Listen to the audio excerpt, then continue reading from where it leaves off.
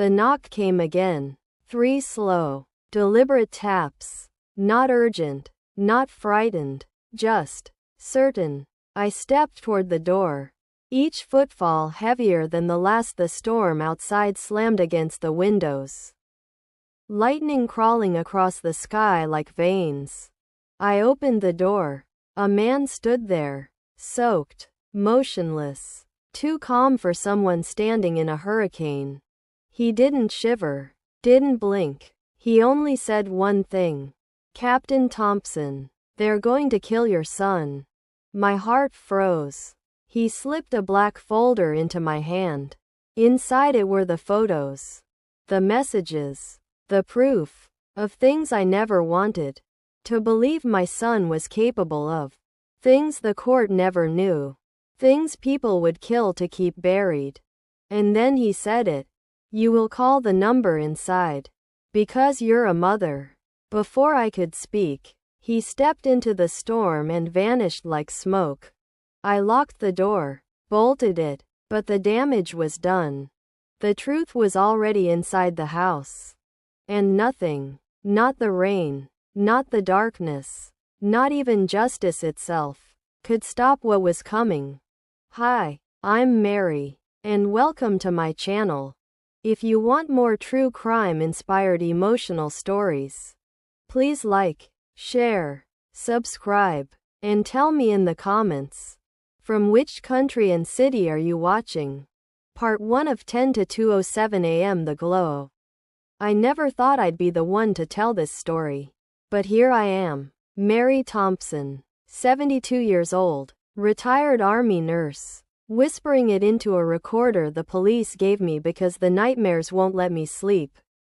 The walls of this little house in Asheville still carry the ghost smell of bleach and blood even though we're 3 states and a lifetime away from Richmond. My medals: Silver Star, Bronze Star, Purple Heart with Oak Leaf Cluster, are in a cedar box under my bed, but none of them are heavy enough to balance what I have to say. It started at 2:07 a.m. on a November night cold enough to bite. I was in the small bedroom Michael had given me at the end of the hall. The one with the slanted ceiling and the window that looked out over the backyard where the kids used to chase fireflies. I hadn't slept well in weeks. Not since Emma started waking up screaming about red lights in the basement and Jerry began wetting the bed again, clutching his stuffed dinosaur like it could protect him from whatever lived under the house. I told myself it was the furnace acting up. I told myself Michael and Jaw were just night owl consultants, burning the midnight oil for their medical startup. I told myself a lot of lies. But a nurse knows when something's gone septic. I slipped out of bed. My knees popped like small arms fire. But the house swallowed the sound. I was still in my flannel nightgown, bare feet on the cold hardwood. Old habit from triage tents in Da Nang, where shoes made noise and noise got you killed. I padded down the hall, past the kids' room. Their door was cracked open just enough for me to see Emma's dark braid spilled across the pillow, and Jerry curled into a ball, one arm around his dinosaur, the other tucked under his cheek. Safe, for now. The basement door was at the end of the kitchen, a heavy oak slab with a new deadbolt Michael had installed last spring. For security, he'd said. The business handles sensitive data. I never asked what kind of medical consulting needed a lock. That cost more than my first car. Tonight the door was unlocked. Careless. Or maybe they thought the old lady upstairs was too deaf to notice. I turned the knob slow, the way I used to ease morphine into a dying boy's IV so he wouldn't feel the burn. The door side open. A blade of light cut across the kitchen floor. Blue-white. Surgical. Wrong. The stairs breathed cold up at me. Bleach. Yes. But underneath it something warmer. Metallic. I knew that smell. I'd bathed in it for 13 months in Vietnam. Blood. Fresh and steaming, mixed with the sting of antiseptic. I took the stairs one at a time, distributing my weight like I was crossing a minefield. The wood didn't creak. I'd taught myself silence the way other women learn to knit. Halfway down, voices floated up, muffled but clear enough to slice me open.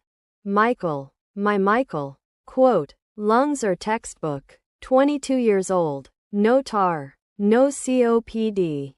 45 easy. Jaw. My daughter-in-law. Voice sharp as a number 10 blade. 50. The buyer's on a clock.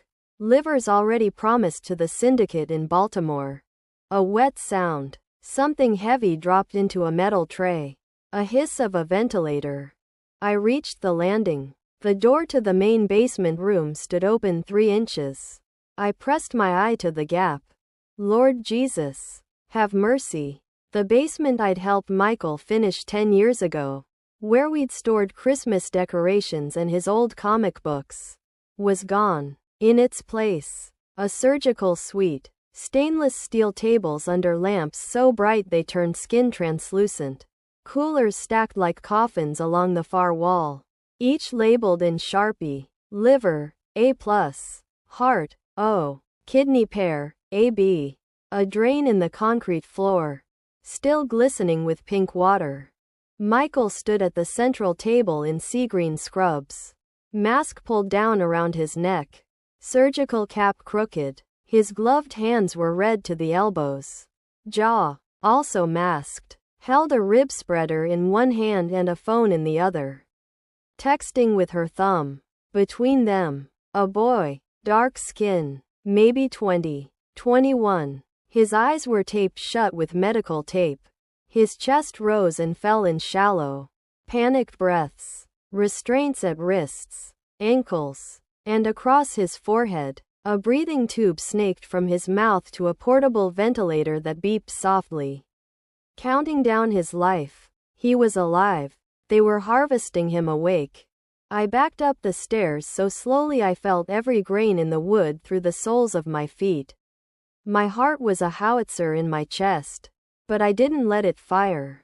At the top, I eased the basement door shut. Click. Softer than a morphine sigh. I stood in the kitchen. Moonlight through the window carved the tiles into a chessboard of shadow and silver. I had maybe 5 minutes before they came up for coffee or to hose down the tables. I moved. My hands were trembling, but years of battlefield training kept my mind sharp. Panic kills people. Calm saves them. I stood in the moonlit kitchen, every nerve in my body screaming that the boy in the basement had minutes, maybe less, before Michael cut deeper. My son, my flesh and blood. How had I missed the rot growing in him? I reached for the drawer by the sink and slid it open just enough to slip my fingers inside. The kitchen knife was still where I'd left it earlier that night after slicing apples for the children. A simple 8-inch blade, steel worn smooth from decades of use. Not a weapon of war, but in trained hands. Enough. But a knife alone wasn't a plan. I needed the children out. I needed help. I needed time. I glanced down the hallway toward their room. If Michael or Ja came upstairs, they'd go there first, to check on Jerry's breathing, to make sure Emma wasn't awake. They were careful parents when it worked in their favor. Monsters wear many tender faces. I stepped quietly to the hall closet and opened it. On the top shelf was the red emergency kit I had packed the week I moved in. Old habits from combat zones die slower than soldiers. Inside were a prepaid phone, cash in small bills, my VA ID, a pocket flashlight, and a pair of gloves. Everything needed for a clean extraction. I took the phone and powered it on. The screen glowed like a lone star in the dark hallway. I typed with steady fingers. 911. My thumb hovered over call. But then I heard it. A sound I will hear until my final breath. Grandma? Quote, Emma's voice. Barely a whisper. She stood in the doorway of her bedroom, rubbing her eyes, braid loose over her shoulder. In an instant I pressed a finger to my lips. She froze, sensing danger the way only children can. Come to me, I mouthed. She tiptoed across the hall. When she reached me, her small hand slipped into mine. Warm, trusting. Is it the red lights again? She whispered. Yes, I said softly. And I need you to be very brave. Her eyes widened but she nodded. I crouched to her level. We're going to leave the house. Quietly. You and Jerry. No shoes. No talking. Her breath hitched. But, Mommy and Daddy. Quote. I shook my head. Not now, sweetheart. Behind us, from the basement vents, came Michael's muffled voice. Clamp. No. Higher. He's destabilizing. The ventilator beeped faster. I scooped Jerry out of bed. Dinosaur and all. He slept through mortar fire-sounding childhood. Nothing woke that boy. I wrapped a blanket around both children and guided them toward the back door. Each step felt like crossing a battlefield without cover. Outside, the cold slapped our faces. But the night was on our side. I hustled them to the old maple tree at the edge of the yard. Its trunk thick enough to hide 3 bodies. Stay here. Don't move, I whispered. Grandma, are you coming? Emma's voice cracked like thin ice. I'll be right back. A lie, or a prayer. Hard to tell at my age. Because if I didn't go back inside, the boy on the table would die. And if I did go back inside, I might die with him. War taught me this truth. Sometimes you don't get to choose the life you save first. I turned toward the house. The basement door opened. The basement door eased open with a soft creak, and a strip of surgical light spilled across the kitchen floor. I pressed myself against the wall, knife hidden behind my thigh, breaths shallow and steady. I was 72, but combat ages you into something carved from stone. My heart thudded with purpose, not fear. Michael emerged first. My boy, my son, wiping his hands on a blood-soaked towel. His face was calm, almost bored, like he'd finished carving a Thanksgiving turkey. A surgeon's arrogance layered on top of something darker. Something I had never seen in him as a child. He closed the door with his foot. Another crisis averted, he muttered. People think harvesting is easy. Amateurs. He tossed the towel toward the sink. He didn't see me. Not yet. Behind him, Gia's voice filtered up through the vent. Vitals are dropping. If you don't get down here in the next 90 seconds, we lose the liver. My stomach clenched. 90 seconds. The boy was running out of time. Michael sighed heavily and turned back toward the basement. He reached for the door handle. That's when I stepped forward. Michael.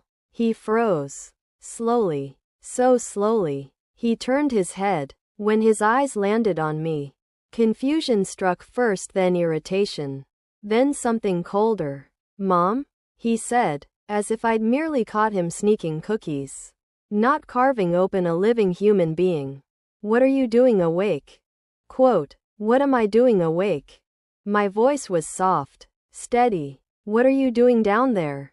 Quote. A beat, a flicker, the kind of silence that vibrates right before a bomb explodes. Mom, he said, his tone sharpening. Go back to bed. You're confused. I was confused, I said. Years ago, when I thought you were still the boy who cried when he crushed a firefly. His face tightened. You don't understand. This is medicine. This is business. People pay for life-saving organs. We provide them. That boy downstairs. Quote. That boy downstairs is alive. Not for long, he said flatly. And something inside me broke clean in two. You need to step aside, Michael said, reaching for the door again. I don't want you involved in this. You already involved me, I said. You involved me the moment you brought this horror into a home with 2 children. He exhaled, annoyed. Mom, move. No. For the first time, his expression cracked, not with guilt, but with disbelief, like a child realizing his toy soldier was capable of standing up and fighting back. He reached for my arm. I stepped backward, knife still hidden. mind calculating angles and timing. I didn't want to hurt him. God knows I didn't. But war teaches you hard math. You protect the living, even from the ones you love. His grip tightened. Mom. Quote. A scream tore from the basement. A real one. Raw. Terrified. Alive. Michael jerked toward the door. And that was his mistake. He forgot I was a soldier. I used his momentum, pivoted, and drove my knee into his side. An old maneuver. Muscle memory from another lifetime. He stumbled, shocked more than hurt. I didn't attack again. I didn't need to win. I just needed to slow him down. Mom, he hissed, straightening. You have no idea what you've just done. He lunged for me. I ran. Not for the door.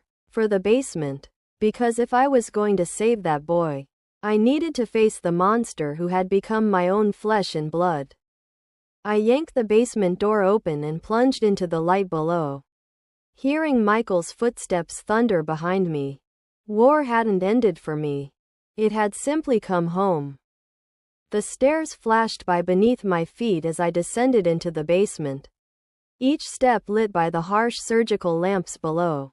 The air grew colder, sharper, carrying the metallic scent of blood and the high-pitched whine of medical machines pushed beyond their limits. My breath sounded too loud in my ears.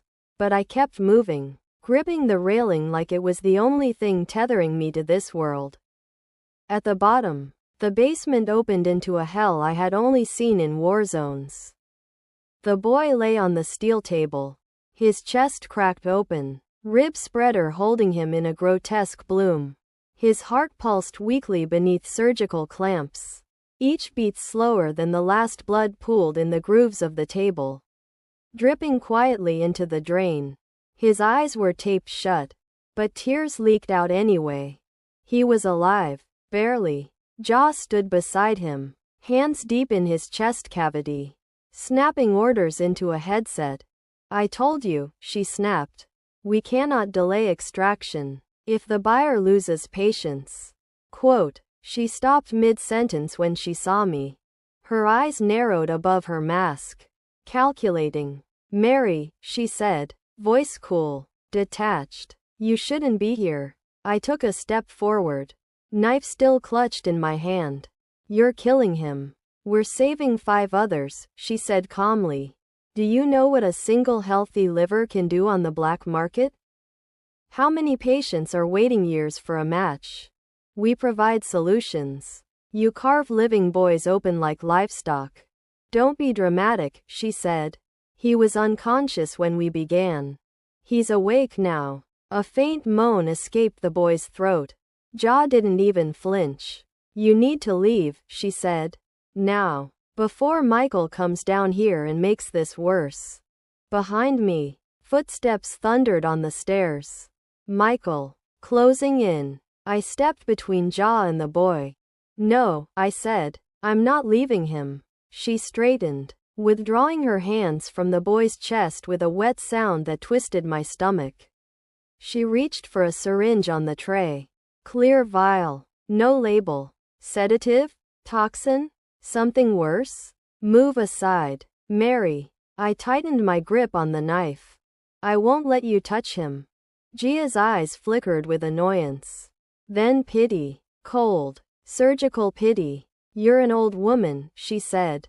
A frail one. You can't stop us. You're right, I whispered. I'm old. And that means I've lived long enough to know what a monster looks like. I lunged just as Michael exploded through the doorway behind me.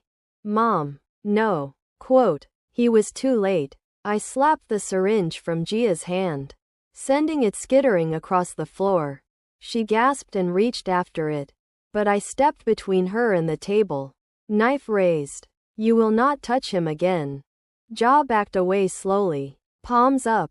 Michael cursed under his breath, grabbing a tray of instruments and sending them clattering to the floor in frustration. You are ruining everything, he snarled. No, I said. You ruined everything the moment you decided a human life had a price tag. The boy's ventilator alarmed, sharp, insistent. He was slipping. I turned to him, heart pounding. I had seen bodies like this in Vietnam. Boys torn apart, gasping, praying, bleeding their last into my hands.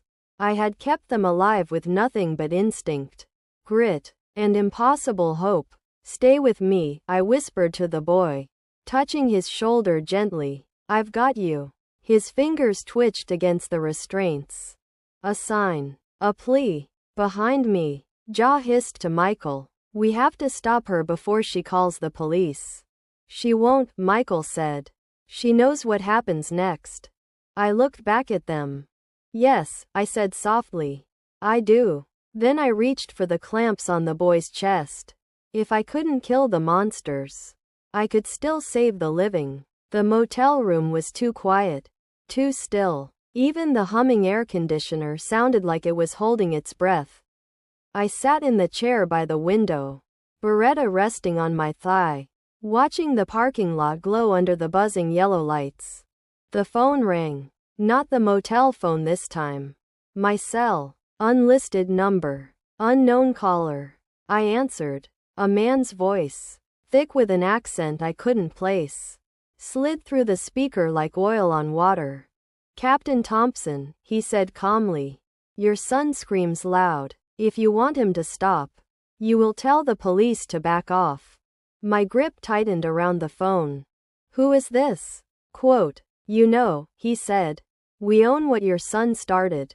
He made promises to us. Very expensive promises." My stomach turned. The boy on the table.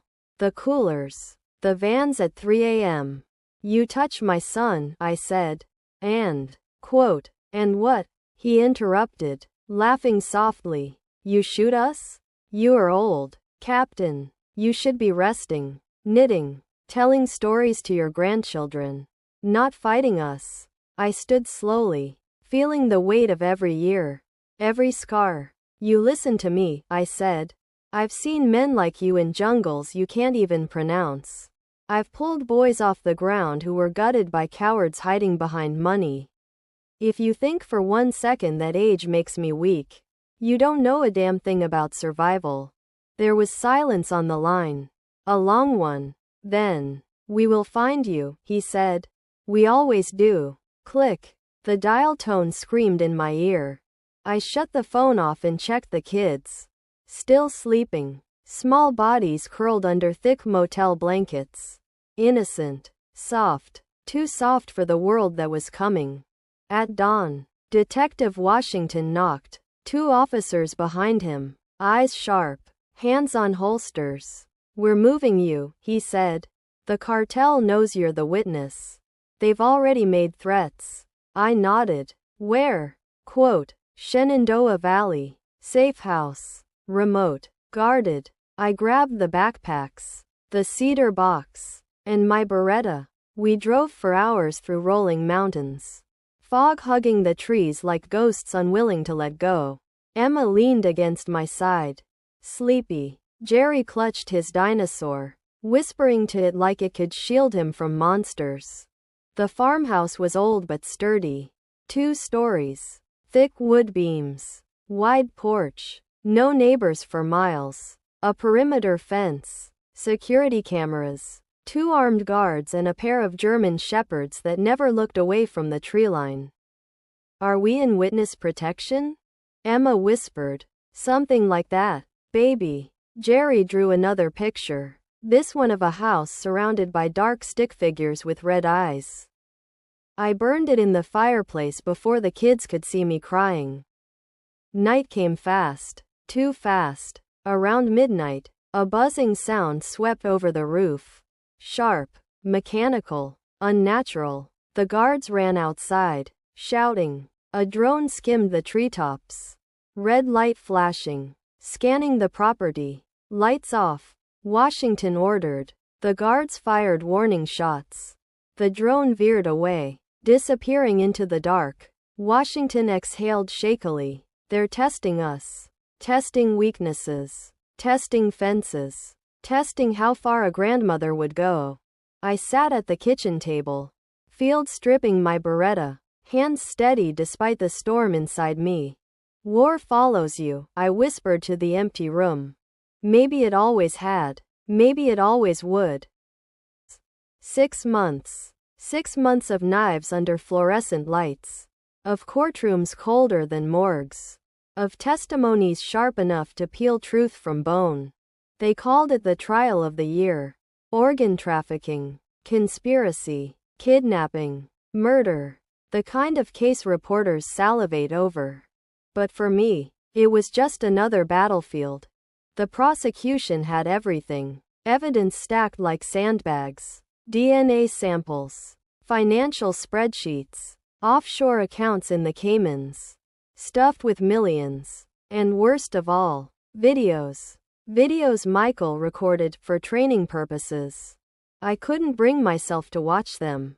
But the jury did. Every frame. Every scream. When my turn to testify came, I wore my dress blues.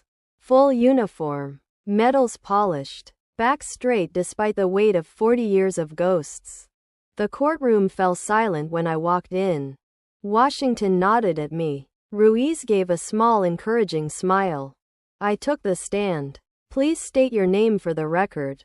Captain Mary Elizabeth Thompson, I said. U.S. Army Nurse Corps. Retired. Gasps whispered through the room. People always expect nurses to be small, soft-spoken things. They forget we are forged in fire. I told them everything. The boy on the table. The coolers labeled like luggage. The vans arriving at 3 a.m. The screams I still heard in my dreams. When I finished, you could have heard a tear hit the carpet. Then came Gia's lawyer. Slick hair. Expensive suit. Smile like a razor. Captain, he said, pacing. You are 72 years old, aren't you? Quote, 72 and still kicking, I said. A few jurors smiled. And you take medication for high blood pressure? Sleep aids? Any medication that might affect your perception? Quote, I stared him down. He blinked first. Son, I said, I have forgotten more about trauma than you will ever learn. I have treated soldiers in foxholes with half their bodies missing. I know reality when I see it. And what I saw in that basement was butchery. Laughter rippled through the jury box.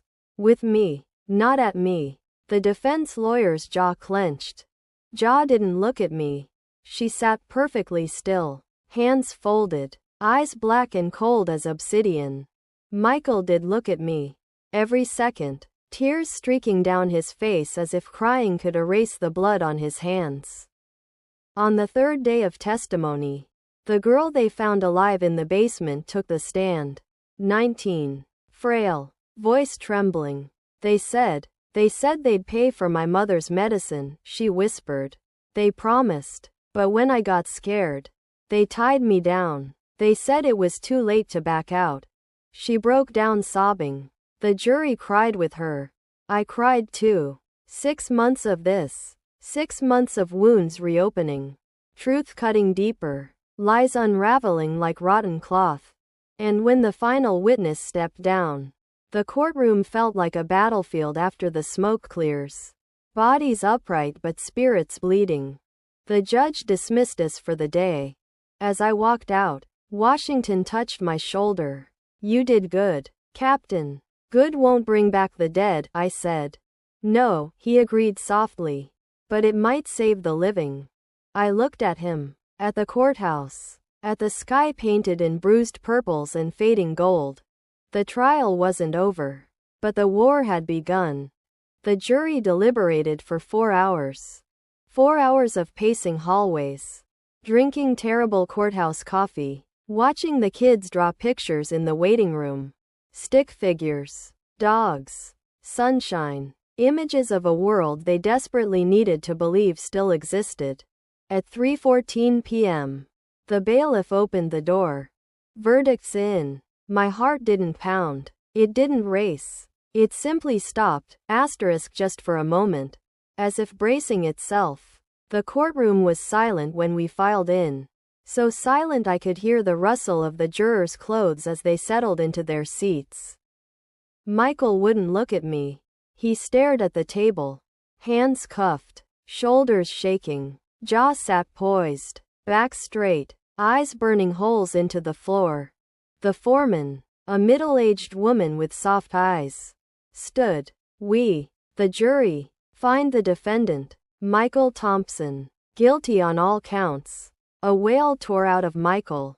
Raw, broken, animal. My son, my boy, the child I once held against my chest, now condemned by a dozen strangers. The foreman continued. We find the defendant, Ja Thompson, guilty on all counts. Ja didn't cry, didn't flinch. She simply tilted her head, eyes narrowing, as if calculating how many pieces she could break me into with a single stare. Sentencing recommendation: life without parole. The judge nodded, thanked the jury, and confirmed the sentence. Life. Both of them. No way out. It was justice. It was necessary, and it carved a canyon inside me. As the deputies led Michael past me, he lifted his head. Mom, he whispered hoarsely. Mom, please, please don't leave me. I didn't answer. I couldn't, because the truth was a knife I already had. Cameras swarmed the hallway the moment I stepped outside. Flashes like artillery fire. Reporters shouting questions like bullets. Captain Thompson, did you know what your son was doing? Quote, do you feel responsible? Quote, are you afraid of retaliation? Quote, I shielded Emma and Jerry with my body, pushing through the chaos. That's when a man in a gray suit brushed my arm. Just a flick, light, casual. He slipped me a folded note. I didn't open it until we reached the car. 6 words. Thin, sharp, deadly. They'll kill him inside. Last chance. For a moment, the world blurred. Michael, my son, a monster. Yes, but still the child I'd raised. The boy who'd once cried because he stepped on a firefly. I tore the note into pieces. Let them scatter in the wind like dead leaves. Justice had spoken, and I would not bargain with devils. The kids buckled themselves in the backseat. Emma looked up at me. Grandma, is it over now? Quote, I swallowed hard. I hope so, baby. But even then, I knew better. Evil doesn't die in a courtroom. It waits. 3 days after the verdict, a storm rolled in. Not the kind that rattles windows or floods streets. This one was quiet, heavy, suffocating. The kind that settles into your bones and refuses to leave. I woke before dawn. The house was still. The way a house becomes after too much crying. Too much fear. Emma and Jerry slept curled together on the couch. A fortress of blankets around them. The news wouldn't stop. Every channel replayed the same images. Michael in cuffs, jaw glaring at the cameras. Me walking out of the courthouse with the kids pressed against my sides. The phone wouldn't stop either. Calls from reporters. Calls from people pretending to be friends. Calls from people who wanted someone to blame. I unplugged the line. Around noon, the sky split open. Thunder rolled over the neighborhood like a warning. Lightning branching across the clouds like veins. Rain hammered the roof as if trying to force its way in.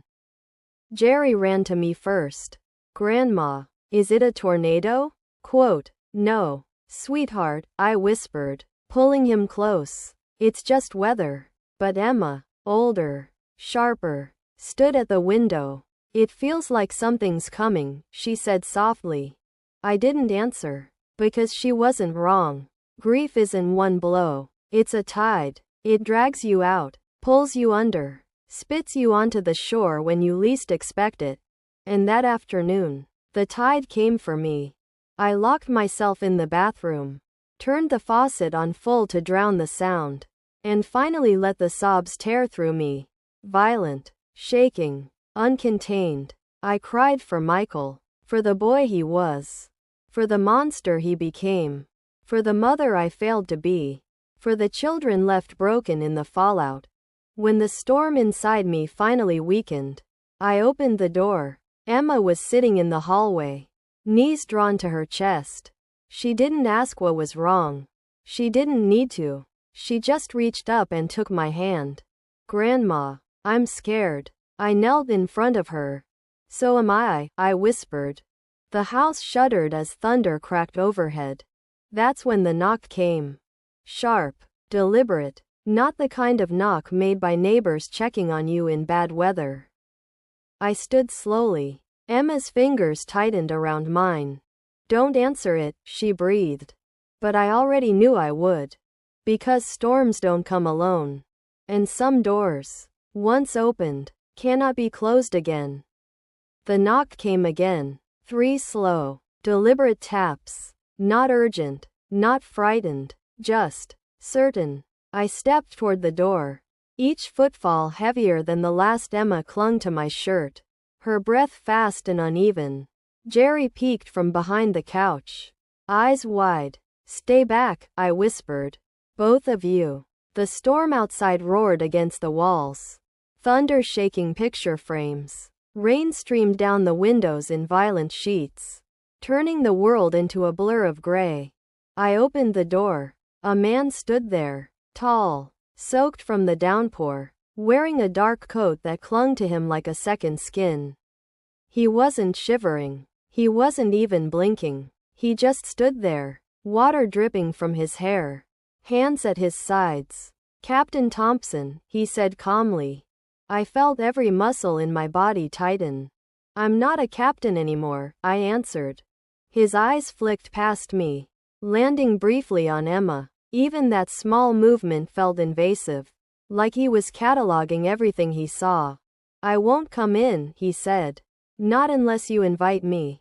Good, I replied. He offered a faint smile. Not warm, not polite, a smile without soul. I work with people who are concerned, he said. Very concerned about your son. My son, I said sharply, is where he belongs. That may be, he said, tilting his head, but prisons are dangerous places. Especially for men who know things. My stomach sank. This again, I muttered. The threats. The warnings. Tell whoever you work for that I'm done being manipulated. He stepped 1 inch closer. Not enough to be aggressive, but enough to make the doorway feel too small. This isn't manipulation, Mrs. Thompson. This is information. He reached into his coat slowly, deliberately. I tensed, ready to slam the door. But he only pulled out a small black folder. He handed it to me without a word. What is this? I demanded. Proof, he said, of what your son was involved in, of who he was working with, and of the people who don't want that information getting out. Lightning flashed behind him, illuminating his face in a stark white glow. For the first time, I noticed how tired he looked. Not worn out, hunted. Read it, he said. And when you're ready, call the number inside. I'm not calling anyone. You will. His voice softened. Because you're a mother. I slammed the door, locked it, bolted it. My hands were shaking. Emma rushed to me. Grandma. Who was that? Quote, no one, I lied. Just someone who was lost. But when I looked down at the folder in my hands, the lie twisted like a hook in my chest. I didn't want to open it. I didn't want to know. But mothers don't get the luxury of ignorance. Not when the storm is already inside the house. I took a breath. Then I opened the folder. And everything I believed about Michael, everything I thought I understood, began to unravel. The folder was thin. Too thin, I thought, to hold anything capable of destroying a life. But when I opened it, I understood why. It didn't need to be thick. The first page was a photograph. Michael, my son, standing in a dim warehouse beside 3 men whose faces were blacked out. He was handing one of them a small metal case. His expression wasn't fearful or hesitant. He looked confident, certain, comfortable. I felt my lungs tighten. The second page was worse. Bank transfers, encrypted messages, maps, dates, all pointing to a network much bigger than what the trial ever revealed. And the final page, A list of names. Names of people who had disappeared. Names of people who were dead. Names of people Michael had been in contact with. My hands trembled so violently the paper crackled. "Grandma?" Emma whispered behind me. I hadn't even heard her walk in. I slid the folder closed. "You shouldn't see this." She didn't listen. She never did when she sensed I was scared. "Is it about Dad?" Quote. I nodded. Her face hardened. "Far too old. Far too knowing for a child." "Is he bad?" she asked softly. "Or, is he sick?" Quote. The truth lodged in my throat. But lies were poison, and I had already swallowed enough for a lifetime. "Your father made choices," I said. "Terrible choices. And people got hurt. That's why he's where he is." Emma looked down at her hands. "Do you still love him?" Quote. I closed my eyes. Love isn't a switch. It doesn't turn off when the world tells you it should. It lingers, haunting, burning, refusing to die even when everything else does. "Yes," I whispered. "I love him. But loving him doesn't mean I can save him." Outside, the storm finally began to fade. Thunder softened into distant echoes.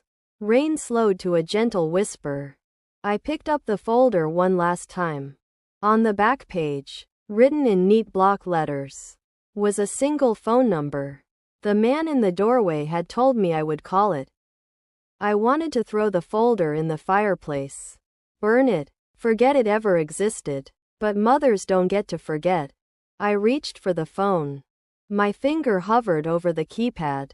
Then Jerry appeared in the doorway, rubbing his eyes, clutching his stuffed dog.